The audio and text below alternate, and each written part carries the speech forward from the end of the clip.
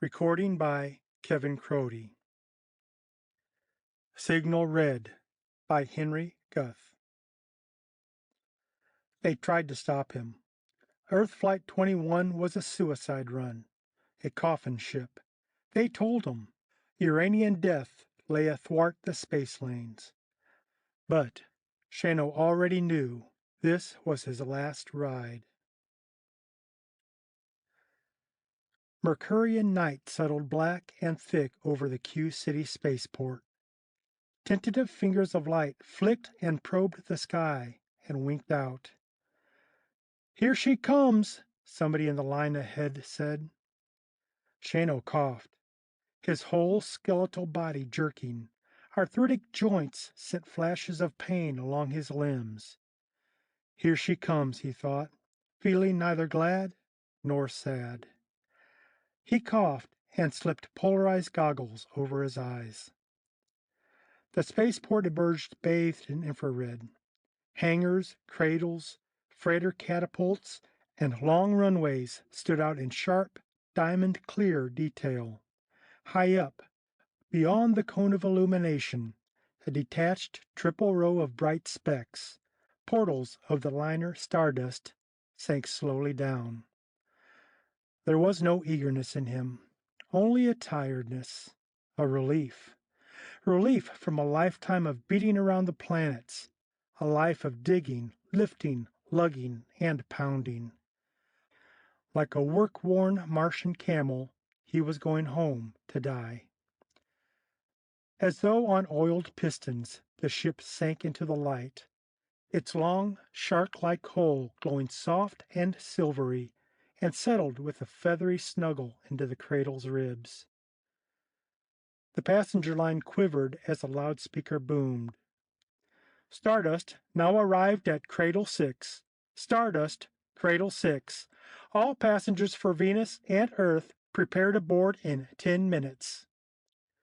Shano coughed and wiped phlegm from his thin lips, his hand following around the bony contours of his face, feeling the hollows and the beard stubble and loose skin of his neck. He coughed and thought of the vanium mines of Pluto and his gum-clogged lungs. A vague, pressing desire for home overwhelmed him. It had been so long. "Attention! Attention! Stardust passengers! The signal is red! The signal is red! Refunds now being made! Refunds now! Take off in 5 minutes!" The man ahead swore and flicked up an arm. "Red," he groaned. "By the infinite galaxies, this is the last straw."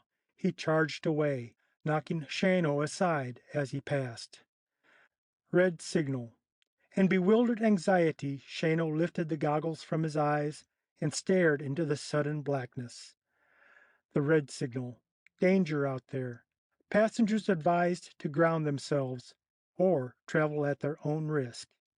He felt the passengers bump and fumble past him, grumbling vexatiously. A hot dread assailed him, and he coughed, plucking at his chest, plucking at an urgency there. Dropping the goggles to his rheumy eyes, he saw that the passenger line had dissolved. He moved, shuffling to the gate, thrust his ticket into the scanner slot, and pushed through the turnstile when it clicked. "Flight 21, now arriving from Venus," the loudspeaker said monotonously.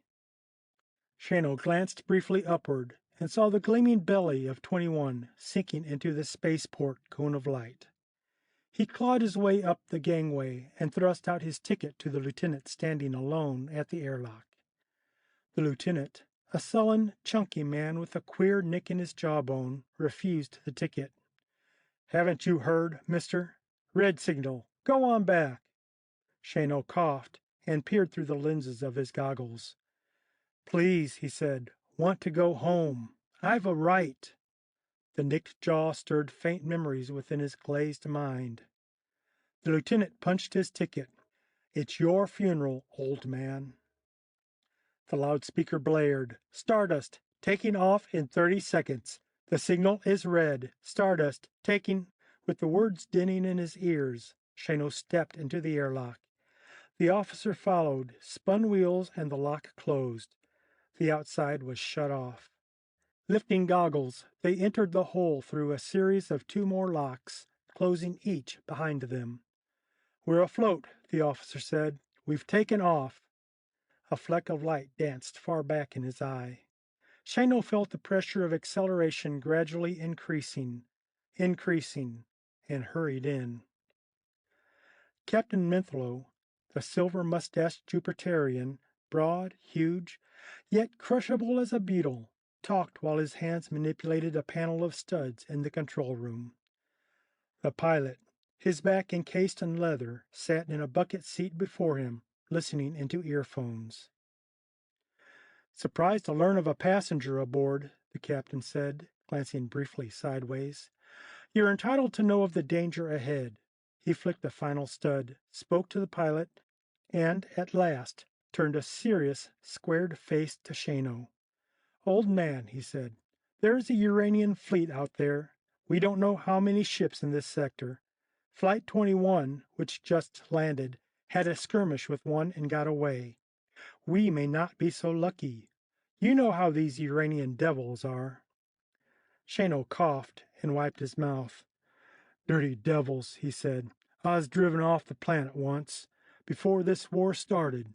I know things about them Uranian devils. Heard them in the mines around.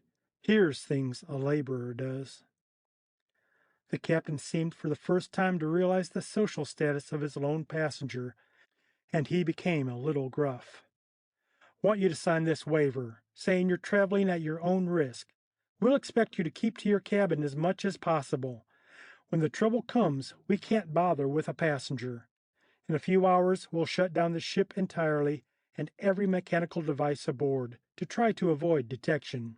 His mustaches rose like 2 spears from each side of his squared nose as his face changed to an alert watchfulness. "Going home, eh?" he said. "You've knocked around some, by the looks of you. Pluto, from the sound of that cough." Shano scrawled his signature on the waiver.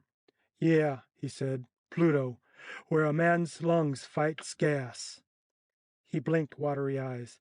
"Captain, what's a notched jaw mean to you?" "Well, old man," the captain grasped Shano's shoulder and turned him around.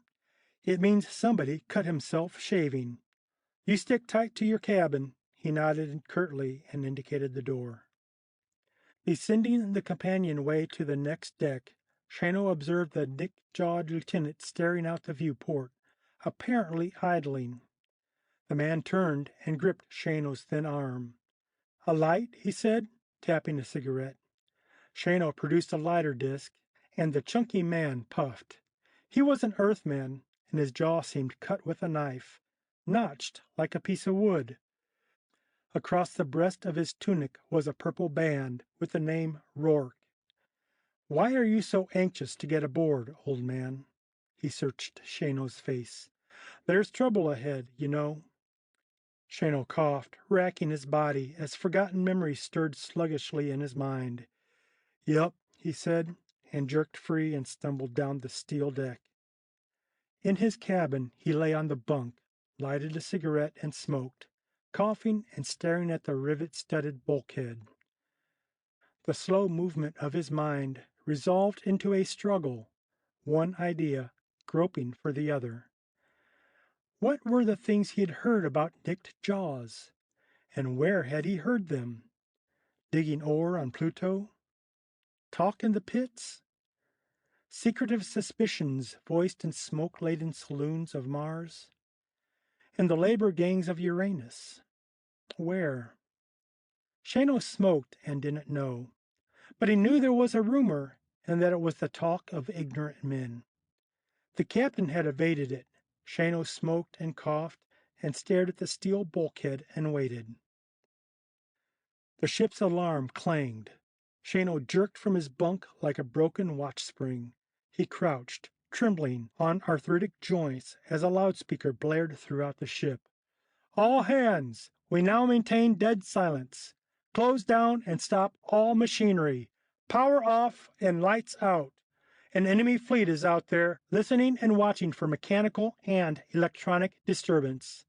Atmosphere will be maintained from emergency oxygen cylinders. Stop pumps. Shano crouched and listened as the ship's steady drone ceased, and the vibrations ceased. The pumps stopped. The lights went out. Pressing the cold steel bulkhead, Shano heard oxygen hiss through the pipes. Hiss, and then flow soundlessly, filling the cabin and his lungs. He choked. The cabin was like a mine shaft, dark and cold. Feet pounded on the deck outside. Shano clawed open the door. He peered out anxiously. Cold blobs of light, phosphorescent bulbs held in the fists of men, glimmered by. Phosphorescent bulbs because the power was off. Shano blinked.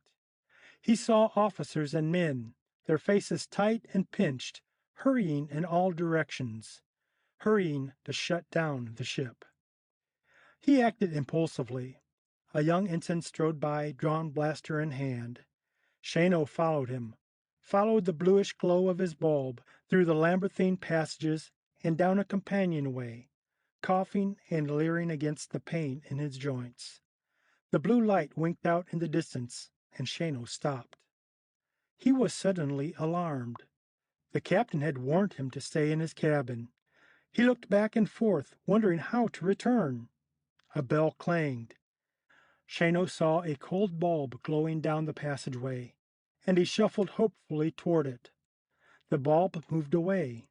He saw an indistinct figure disappear through a door marked engine room. Shano paused uncertainly at the end of the passageway. A thick cluster of vertical pipes filled the corner. He peered at the pipes and saw a gray box snuggled behind them. It had 2 toggle switches and a radium dial that quivered delicately. Shano scratched his scalp as boots pounded on the decks above and below. He listened attentively to the ship's familiar noises, diminishing one by one. And finally, even the pounding of feet died out. Everything became still. The silence shrieked in his ears. The ship coasted. Shano could sense it coasting.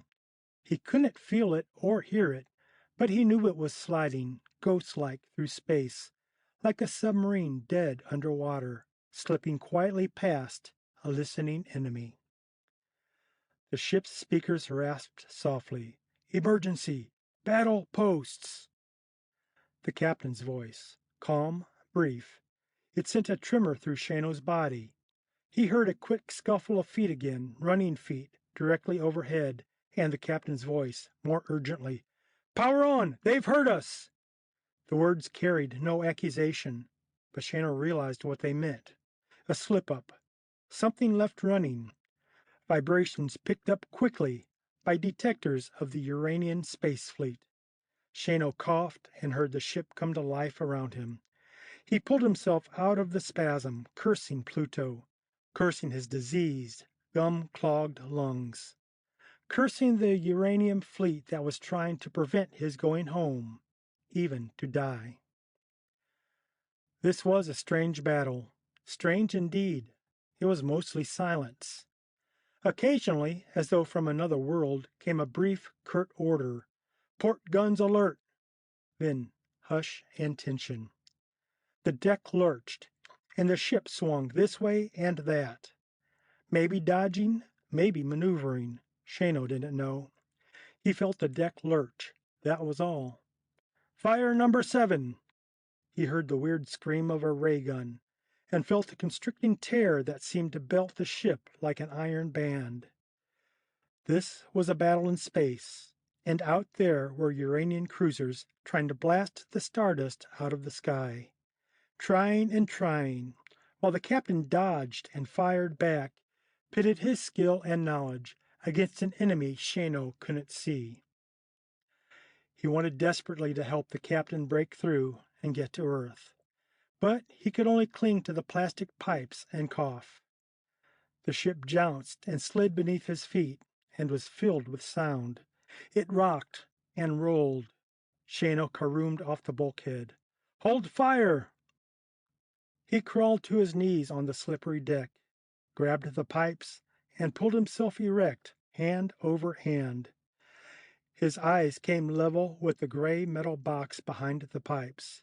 He squinted, fascinated at the quivering dial needle. "Hey," he said. "Stand by." Shano puzzled it out, his mind groping. He wasn't used to thinking, only working with his hands. This box, this needle that had quivered when the ship was closed down. "It's over. Chase them off. Ready guns before laying to. Third watch on duty." Shano sighed at the sudden release of tension throughout the space liner Stardust.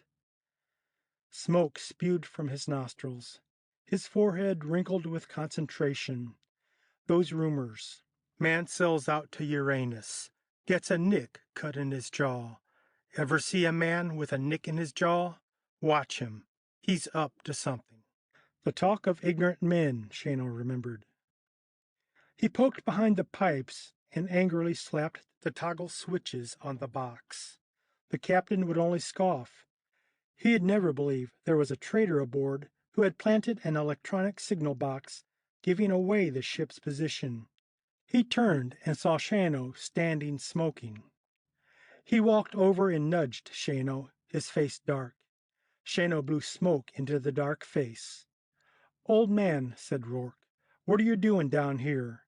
Shano blinked. Rourke fingered the nick in his jaw, eyes glinting. "You're supposed to be in your cabin," he said. "Didn't I warn you we'd run into trouble?"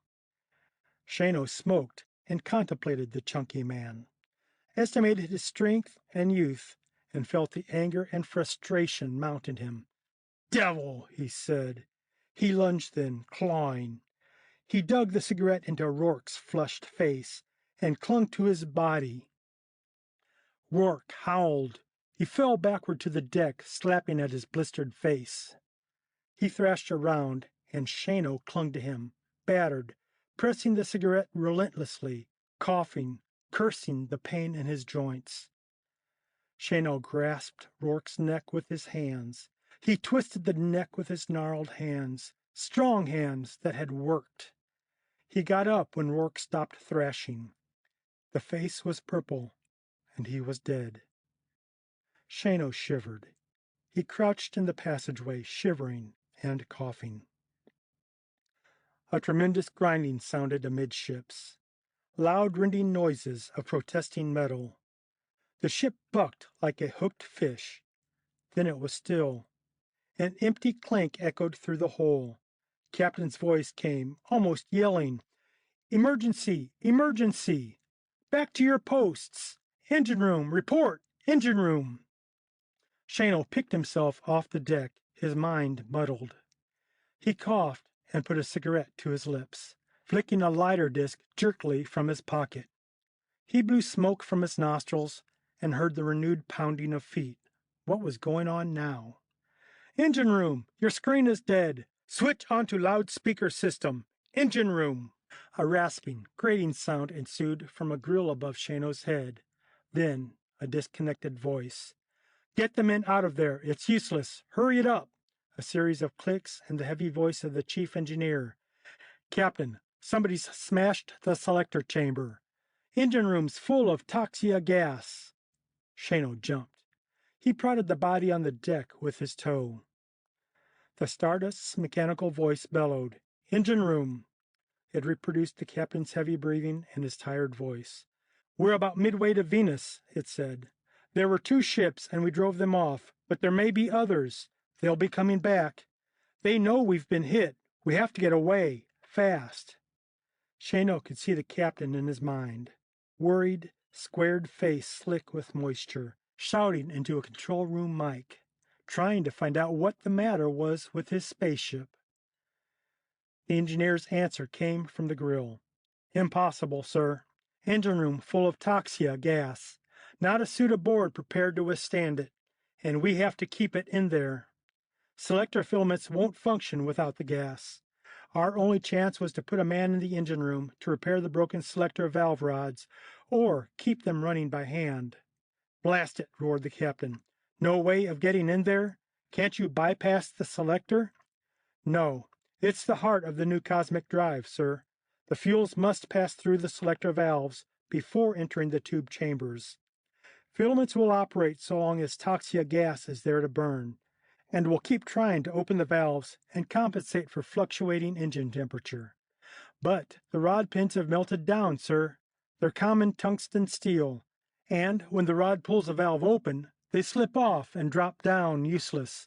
It's a mess. If we could only get a man in there, he might lift up the dropped end of the rod and slip it into place each time it fell, and keep the valves working and feeding fuel. The speaker sputtered, and Shano smoked thoughtfully, listening to the talk back and forth between the captain and the engineer. He didn't understand it, but knew that everything was ended. They were broken down in space and would never make Earth. Those Uranian devils would come streaking back, catch them floating helpless, and blast them to bits, and he would never get home to die. Shano coughed and cursed his lungs. Time was when these gum-clogged lungs had saved his life. In the plutonian mines, gas explosions in the tunnels, toxia gas seeping in, burning the men's insides.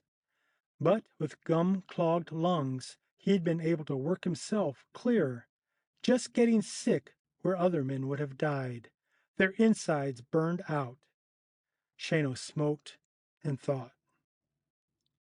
They wouldn't even know, he told himself, squirming through the emergency exit into the engine room and sealing it after him. And they wouldn't understand if they did. Pink mist swirled about him. Toxia gas. Shano coughed. He squinted around at the massive, incomprehensible machinery, the guts of the spaceship.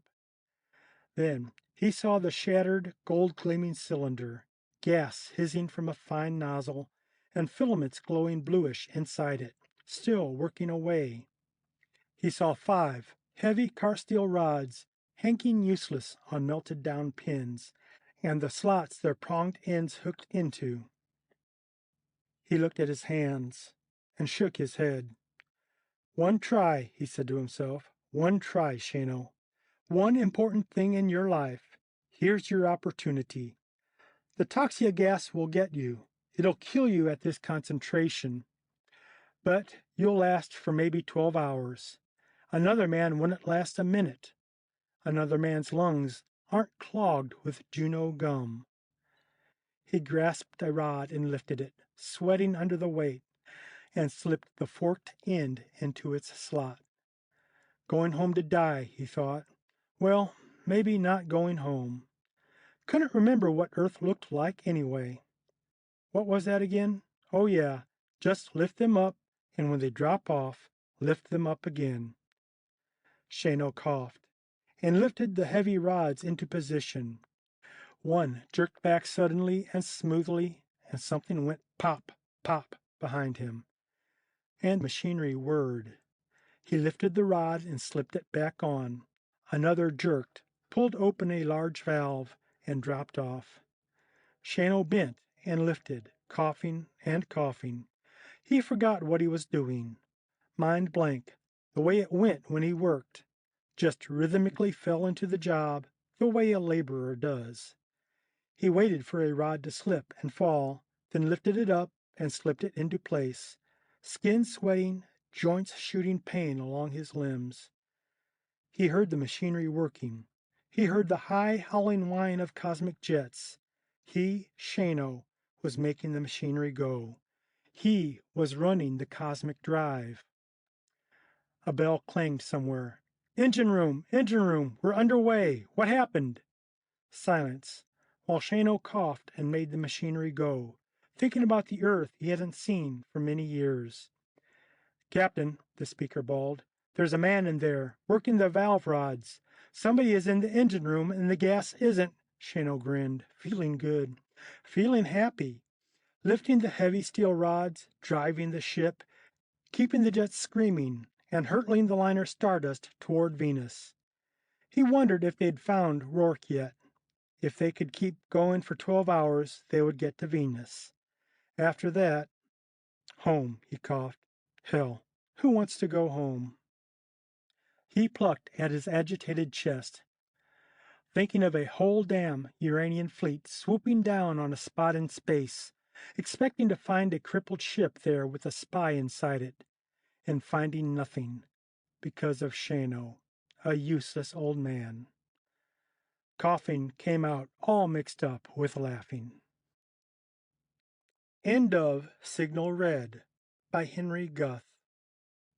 Recording by Kevin Crody, Houston, Texas.